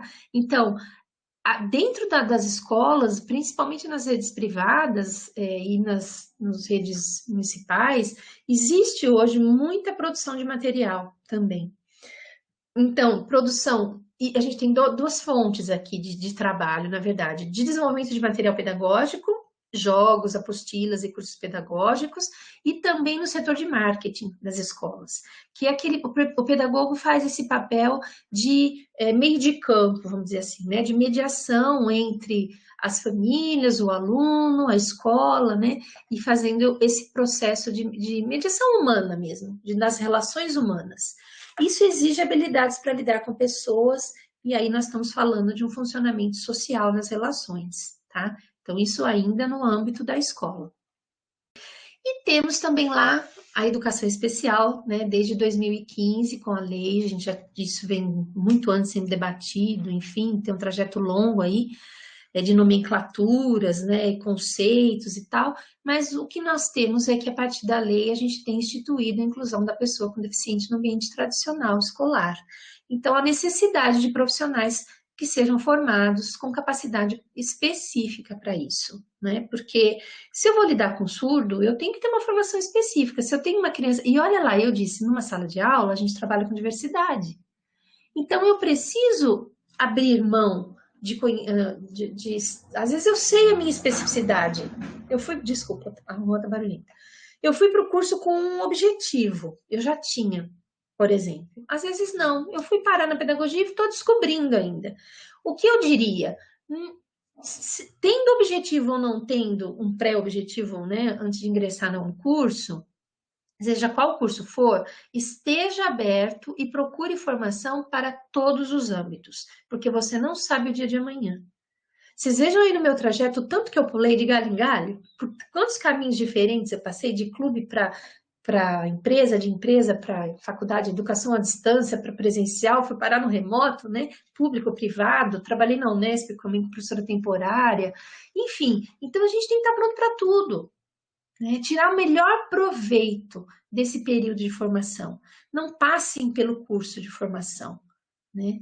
Usem essa formação, que é uma porta ainda. É uma porta, mas que pode te abrir portas mais para frente também. Então, estar pronto para lidar com todas as pessoas, né, com que você vai ter esse processo educativo. Então, os pedagogos podem atuar em diferentes projetos dentro da escola, aulas de reforço para auxiliar a criança que tenha, né, uma necessidade diferenciada, materiais diferenciados, auxílio com linguagem, por exemplo, linguagem de sinais, ou eu trabalho História e Geografia, nesses dias a gente trabalhou com a cartografia tátil, que trabalha tanto para criança com baixa visão, quanto para crianças cegas, e também para criança, né, para todas as crianças, porque é um material concreto, então ele permite auxílios. Então, as situações também estão interligadas, a gente pode tirar proveito. A orientação educacional, que eu falei que quando eu fiz habilitação cheguei a fazer, né, que a gente faz, na época era orientação vocacional ainda, que é o preparo aí para lidar com o aluno quando vai para o mercado de trabalho, as famosas feiras, né, de profissões, o que eu vou fazer da vida, para que lado eu vou. Então, a gente tem os testes de aptidão, isso tudo dentro da formação de pedagogia, gente, tá? E hoje, eu diria que praticamente isso está na mão dos psicólogos, me corrijam se eu estiver enganada, mas nas realidades com que eu tenho contato, a orientação vocacional, a gente tinha um projeto grande aqui na Unesp, a professora Bia que fazia, e era praticamente só pedagogos que faziam, tá? Depois isso foi sendo meio que, quando veio para essa nova proposta de curso de pedagogia, isso ficou meio diluído, então ficou meio diluído lá no meio de tantas coisas que são tratadas dentro da pedagogia, certo? Então, a orientação educacional, ela aborda tanto alunos quanto professores. Você tem duas frentes. Com os alunos seria essa orientação, desde como saber melhorar seu desempenho escolar, então você pode atuar dentro da escola como orientador educacional e também fazer esse trabalho vocacional. O pessoal do ensino médio, por exemplo, né, que está chegando lá, que vai prestar vestibular, nossa, faltou muito nesse período remoto, nossa, estou sentindo na pele aqui, né? Então, e com os professores, organização de aulas, lidar com os alunos desatentos e dispersos, criação e aplicação de métodos de ensino adaptados para a realidade de cada aluno. Aí vocês podem pensar, mas não é o psicólogo que tem que fazer isso? Mas se a escola tiver o psicólogo também vai fazer isso, mas isso é uma das vertentes que nós temos no nosso curso, ou seja, o pedagogo está apto a desenvolver esse trabalho. Uma vertente diferente do que é dado na psicologia escolar, tá certo? Mas que passam muito, por isso que é muito importante a união das profissões, a inter-relação mesmo dos profissionais, né? Todos em prol do aluno. Isso no espaço escolar. E no espaço não escolar? Então, eu vou começar falando da pedagogia empresarial, que eu também vejo poucos profissionais da pedagogia, né? E eu, como trabalhei, como eu disse para vocês, tive a formação, dava curso em empresa, gosto muito dessa área. E hoje eu vejo muitos espaços sendo ocupados apenas pelos psicólogos. Tá certo, gente? Então, é um espaço a se conquistar ou a se reconquistar, que eu acho que a gente acabou perdendo um pouco. Tá? Então, nos âmbitos empresariais, auxiliar no planejamento de projetos. Eu trabalhei aqui em Araraquara, é uma situação diferente, né? Mas era uma empresa que já teve vários nomes, era a antiga Vilares, depois passou por uma de Vigesa, e virou um monte de coisa, né? Já foi vendida várias vezes. E eu peguei uma transição e eu fiz um projeto com os funcionários dentro da empresa voltado para essa situação que eu coloquei aqui, ó, solucionar problemas, facilitar diálogo, ampliar a produtividade da equipe. E a gente trabalhava todos juntos. Então, chefes junto com o pessoal do chão da fábrica, né? Quem tinha uma experiência, tinha lá, por exemplo, um funcionário que tinha um saber fazer, né? Como a gente vê, olha lá, que não pode separar a teoria da prática. Ele, AutoCAD, por exemplo, tem funcionários que não conhecem, mas eu tenho uma pessoa muito boa, então ele vai dar um curso de formação. Eles criaram uma escola na empresa, tá? E eles ofereciam cursos noturnos. Isso a partir desse projeto que eu desenvolvi lá. E depois ele continuou por um tempo, depois eu perdi contato e foi vendida, hoje acho que nem tem mais nada. Mas veio com a questão das ISOs na época, né, na ISO 9000 na época, e enfim. Então, aqui a gente tem essa capacidade de capacitação, treinamento, elaboração de projetos. Olha aí quanta coisa que dá para se fazer dentro da empresa e eu estou falando do pedagogo, não necessariamente do psicólogo. Um outro campo que o pedagogo também ocupa pouco, ao meu ver, assim, né, que a gente deveria usar mais, a pedagogia hospitalar. A atuação do pedagogo junto às crianças que estão internadas, crianças e adolescentes, né, nos hospitais. Promover ações educativas para os pacientes, respeitando suas limitações e condições em que se encontram. Às vezes a criança não consegue sair do leito. Ontem mesmo eu dei aula falando sobre isso, porque a gente está falando das brinquedotecas hospitalares, das brinquedotecas, de modo geral, e falamos da legislação. Vocês sabem que existe uma legislação e que todos os hospitais que tenham crianças em sistema de internação, eles são obrigados a ter brinquedoteca, um espaço para o brincar. E nós temos projetos aqui em Araraquara, em Jaú, na cidade em que eu dou aula também, Remédicos do Riso, Doutores da Alegria, que é a linha que vem do Pat Adams, né? Vocês já assistiram o filme do Pat Adams, né? Que é trazer esse lúdico, esse brincar para os ambientes hospitalares, os espaços de saúde. O pedagogo também pode atuar. O pedagogo é muito bem-vindo nessas equipes. Eu tenho vários ex-alunos, tanto aqui no grupo de Araraquara, quanto no grupo de Jaú, do Amaral Carvalho, no Hospital do Câncer.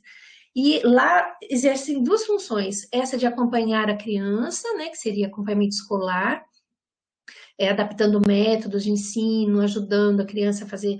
Porque ela vai ficar ali, às vezes, por meses em tratamento. No Amaral Carvalho, por exemplo, as crianças chegam a ficar muitos meses mesmo. A família, às vezes, se muda, né? Eles têm até dormitórios, casas para os familiares. E aí há esse acompanhamento da criança, porque o processo escolar não para, né? Então, para ela não ficar, existe. E essa intervenção com a família. E pelo brincar, pelas brinquedotecas móveis, que são levadas para os quartos, quando a criança não consegue sair. Então, são os carrinhos que vão, os palhaços, né? Que são os clowns, que a gente fala palhaço, mas o nome correto é clown, né? Tem uma formação para ser clown. E é muito legal a formação, trabalha muito aí com questões da psicologia, com dinâmicas de grupo, com reconhecimento, é muito interessante a formação para clowns, para trabalhar nesse ambiente de hospital, junto a essa linha do Pat Adams, né, dos hospitais, os palhaços, vamos dizer assim, dentro do hospital. Deu para entender isso, gente? Qualquer coisa vocês vão me perguntando. Eu vou passando para tentar terminar o previsto aqui e dar um tempo para a gente conversar. Outro espaço que a gente tem aí é o desenvolvimento de tecnologia voltada para a educação, que agora, obviamente, estourou a boca do balão, né? Agora a gente está tendo um campo muito grande. Sempre existiu, mas agora a gente tem recursos tecnológicos mais avançados, nós estamos com novas plataformas, cada semana eu conheço uma, a gente vai indo, né? E desenvolvendo dentro dos próprios espaços educativos, a gente está tendo novas plataformas também. Então, vejam, desde acompanhamento dos jogos educativos, plataformas de ensino disponibilizadas no ambiente virtual. Para quê? Para que a gente possa saber se está funcionando de forma adequada, porque quem tem esse olhar pedagógico, quem conhece a criança, quem sabe do desenvolvimento biopsicossocial, não é verdade? Nós temos esse saber. Tá certo? Então, o pedagogo pode, sim, estar presente, fazendo parte de equipe ou até encabeçando equipes, trazendo, avaliando, por exemplo, se o jogo está conduzindo o aprendizado de forma adequada, se está adequada a faixa etária, se aquele material didático está adequado.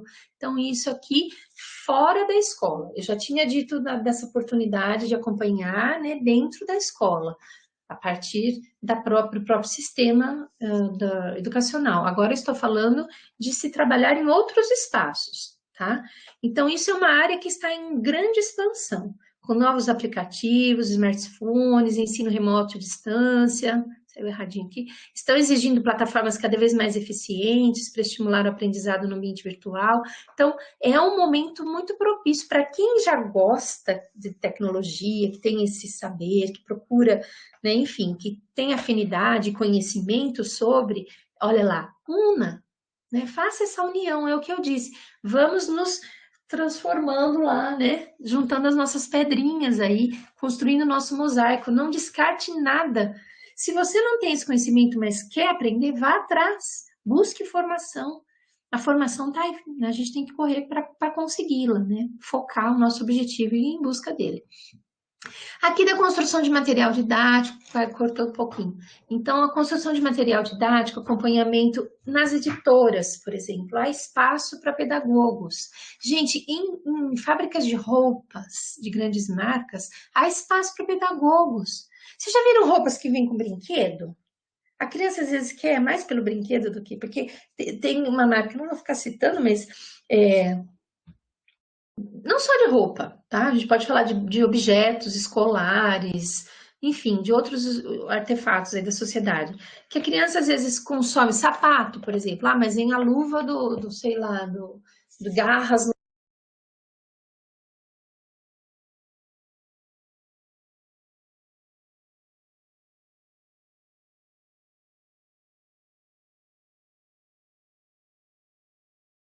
Pessoal, estão me escutando? Atuar também. Vamos em frente. Outro espaço que eu gosto muito, né, são as ONGs. Então, por exemplo, a Fundação Araporã, que eu trabalho lá com o grupo da temática indígena, eu liguei o celular porque eu estava tentando falar com a Tati. É uma organização não governamental. E a gente tem dentro das ONGs várias possibilidades, gente. Então, o que eu diria para vocês? Aprendam a fazer projeto, certo? Logo no começo do curso. Aprendam a fazer um bom projeto. Por quê? Porque vocês podem criar um projeto e vocês podem desenvolver esse projeto onde vocês quiserem. O trabalho que eu fiz no clube foi um projeto que eu escrevi e propus. Cheguei na cara dura e falei, gente, olha, eu sou associada aqui, eu vejo que existe futebol para os homens todo domingo, distribuindo cerveja, premiação. Existe bote para um grupinho fechado de senhores e senhoras que iam lá, e não tem mais nada de atividade de recreação e lazer no clube. Então, eu propus um trabalho de recreação e lazer, que envolvesse a família, que envolvesse todas as faixas etárias e que trouxesse estímulos também, né? Além da cerveja, que era uma coisa que eu abominava, que tivesse, né? Então, a gente começou a distribuir, porque eles davam, por exemplo, premiação só para quem ganhava, a gente começou a dar, tipo, um saquinho de pipoca para todo mundo que participasse. Então, a gente mudou a concepção, mudou a forma de olhar para o clube, mudou a forma de olhar aquele espaço, tá? Estou dando um exemplo. E nas ONGs, as ONGs também, eu posso criar projetos e ou me envolver em projetos já existentes, que a gente tem coisas muito boas, ou de repente criar um projeto e tentar trabalhar em parceria, né? Dentro das organizações não governamentais, às vezes a gente tem denominações diferentes, formadores, animadores, olha lá, recreadores também, trabalhos sociais, facilitadores de aprendizagem, educadores sociais, agentes educativos, multiplicadores. Depende da ONG que você vai procurar, depende do trabalho que você vai desenvolver, mas é um campo muito amplo, gente, e que eu diria muito necessário nos dias de hoje, tá? Aí existe possibilidade de salário ou não, existem trabalhos voluntariados, por exemplo, na fundação eu sou voluntária, todo trabalho de pesquisa e tal é todo voluntário, né? Mas às vezes a gente tem formas de administrar fontes, então às vezes consegue alguma forma junto às secretarias para fazer a feira, enfim, dando exemplo da minha experiência, né? Então às vezes a gente consegue captar recursos, né, de algumas formas aí para fazer eventos, para atividades específicas e por aí vai. E às vezes até para salário mesmo. Então tem alguns profissionais que são assalariados mesmo nas ONGs. E aí um campo que também fica aberto para vocês, que seria de pesquisa, de continuação, né, que é o espaço acadêmico, né.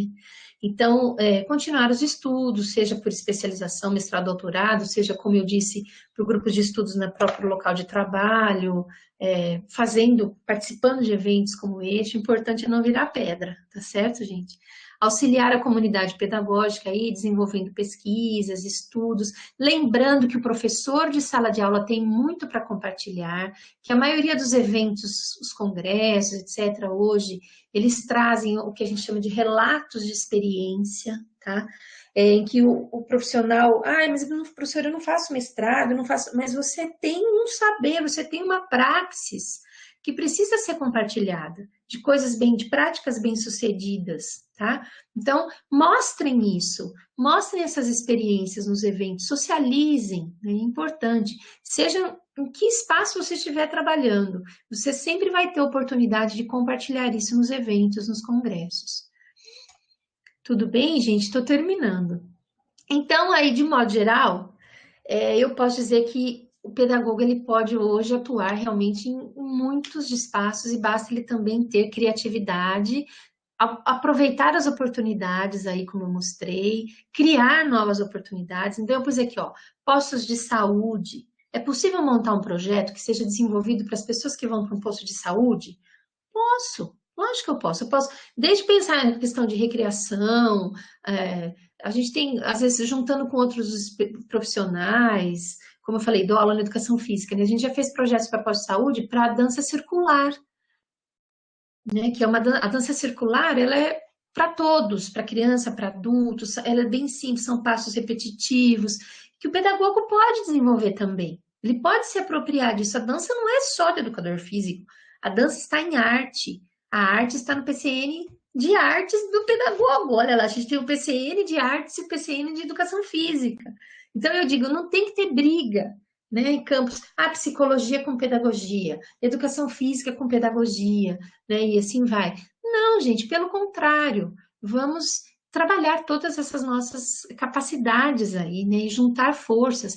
E aí você pode fazer projetos em postos de saúde, em bibliotecas, acompanhamentos, projetos de leitura, de contação de histórias, museus, né? Pedagogo e museu, gente, eu amo museu, amo trabalhos de acompanhamento, monitoria de museus. O pedagogo pode, né? Ele tem um conhecimento, e se você buscar o conhecimento do local que você vai investigar, a gente está fazendo em metodologia de história e geografia agora também um trabalho sobre museologia, a gente faz primeiro em arte, nas galerias, nos espaços, e agora nos museus de antropologia, museus históricos. Tem tanta coisa que a gente não conhece, tem tanta coisa que as crianças não conhecem, né? Que o ser humano, isso é saber acumulado, né, gente, da humanidade. Isso é arcabouço cultural, é nossa herança cultural, das diferentes culturas. Então, isso tem que ser não só preservado, mas isso tem que ser socializado. Todo mundo tem que ter acesso a isso, né? Então, eu acho fundamental esse trabalho em museus. Nas praças, como eu disse, nossa, quanta coisa eu já trabalhei em praça. A minha ação é mais na área do jogo, como eu disse, né? Então, a gente tem muitas atividades de levar para a praça. A gente tem, aliás, nós estamos no mês do Mundial do Brincar, né? O Dia Mundial do Brincar. E a gente faz uma atividade, agora no remoto, na pandemia não está sendo possível, mas a gente vai para o Parque Infantil aqui, que é uma praça grande, várias instituições, cada um faz uma atividade. Enfim, tem muitas possibilidades de projetos que possam ser desenvolvidos de leitura, de jogos, que possam ser desenvolvidos na praça, com terceira idade, com mulheres. Você pode escolher, o seu público-alvo vai variar, percebe? Depende da sua intenção, do seu projeto. Nos clubes, que eu já falei, nos hotéis, a gente tem monitores, recreação, atividades ligadas aí que você pode trazer da sua experiência docente, da sua experiência no curso de pedagogia, até em navios, né? Porque a gente fala, mas lá é o educador físico que vai fazer monitoria, que vai trabalhar com recreação. Por que tem que ser educador físico? O pedagogo também pode, sim. Tá bom, gente? Então, assim, o campo é o universo, eu diria, né? Basta você saber se colocar com eficiência e com vontade. Aqui eu vou partilhar rapidamente alguns materiais publicados, né? Como eu disse, eu trabalho muito na área do brincar. Aqui a gente tem uma coletânea, são 3 livros que foram publicados pela professora Maristela Angotti. Faltou no meu memorial aí, eu ia acrescentar e acho que eu acabei não colocando o GPEI, não me lembro se apareceu lá, que eu passei meio rápido. Mas não comentei. O GPEI foi um grupo de pesquisa que a gente participou por mais de 10 anos aqui com a professora Maristela Angotti, voltado para as questões da educação infantil, um grupo muito forte que a gente é unido até hoje, e dele nós tivemos esses 3 livros. Então, aqui eu tenho um capítulo, esse aqui é o segundo, 2009, Educação Infantil, e que eu trabalhei com as brincadeiras de roda, vamos todos cirandar. O primeiro aqui, o capítulo é voltado para a questão do brincar, legislação, e também o jogo protagonizado, que é a vertente do Vygotsky, né? O jogo na perspectiva da teoria histórico-cultural. Esse aqui, então, as brincadeiras de roda, e aqui a gente trabalhou com vários profissionais, um livro, profissionais até internacionais e tal, Educação Infantil em Diálogos, eu trabalhei com brincadeiras cantadas, e temos esse livro, é um livro que resultou em partes do meu pós-doutorado, tá? Que que eu abordei uma parte dele no resultado do meu pós-doutorado. Metodologia de artes e práticas. Esse daqui é a revista Reledux, é a nossa revista de Jaú. Tenho outros, né? Eu trouxe um só para dar de exemplo, que eu trabalhei aqui o brincar heurístico, junto com o orientando, brincar heurístico, brincar telúrico. Não sei se vocês conhecem os termos, o brincar heurístico, que é a ideia de descoberta, né? Então, descoberta, eu adoro, gosto muito dessa coisa da natureza. Desde a época do clube a gente já explorava muito isso, porque o clube de campo tem cachoeira, tem areia, tem grama, tem árvore, né? Então, a gente já brincava muito com elementos da natureza. Então, o brincar telúrico, que é com os elementos da natureza, e o brincar heurístico, que é esse poder da descoberta, né? E a gente trabalhou o Cesto do Tesouros, é um capítulo diferente para quem não conhece. A revista Moitará, que é da Fundação Araporã, e eu trabalhei aqui a questão da diversidade étnica no espaço escolar.